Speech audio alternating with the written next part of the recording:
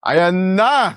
Nagsisimula na ang team orders ng Mercedes. Ano ba nangyari sa Zandvoort? Ito yung pinaka-controversial na nangyari sa race ngayong Dutch Grand Prix. Yung team orders ng Mercedes ay George Russell na ang nag-benefit si Kimi Antonelli. Before the VSC, before nag-stall si Ocon, second si Antonelli on his old hard tires.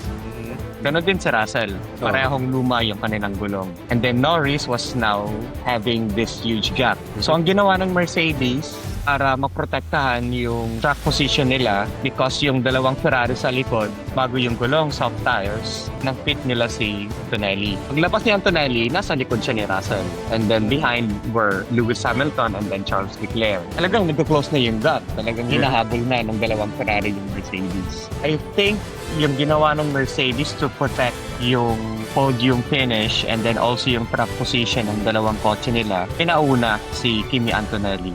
Na ang rason naman ni George, bakit mo pauunahin si Kimi? Kaya ba niyang habulin si Lando Norris? If so, papayag ako. Oo, di ba? Pero ang layo ng gap eh. So parang kay George, for what? Pag pinauna ko si Kimi sa likod ko, mas magiging vulnerable ako kay Lewis. Kasi bago yung gulong niya. Yes. Di ba? Initially, may resistance talaga kay George. Talaga sinabi ni George sa radyo yun. Bakit? May pag-asa ba si Kimi? Mahabol niya ba si Lando? Mabilis naman yung pace ni Kimi, pero hindi talaga mahabol. Walang pag-asa. Mahabol si Lando Norris. And because of that, yun nga, nangyari yung nakatakot ni George na magiging vulnerable siya kay Lewis. Na muntikan pa. Kung may isa pang lap yung Zandvoort na yun, I'm sure ma-overtake ni Lewis Hamilton si George. Sunod si George eh. Di ba? Nagpa-switch talaga siya. Tapos, he defended the Ferraris with all his might. Yun ang iniisip ng mga tao eh. Kung kaya niyang depensahan si Lewis, kaya din niyang depensahan si Kimi sana. To get P2. Ang kabaliktaran nga, dapat si Kimi yung humarang kay Lewis kasi pareho sila ng gulong.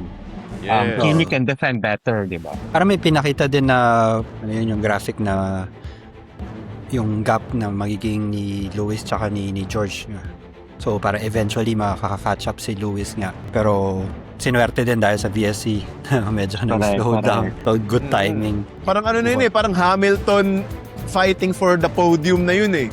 Bago mag-VSC. Diba? Ano kaya ibig sabihin nun?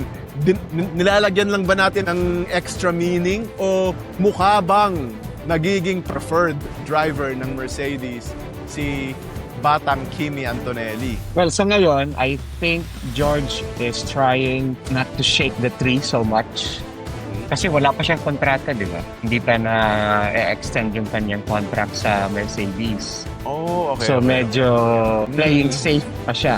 Good boy muna. Good boy. Good boy. Hindi mo na diva. Oo. Kasi kung magitgitan sila, ang baka mangyari is baka dalawa silang ma-eliminate. Parehos pa silang wala.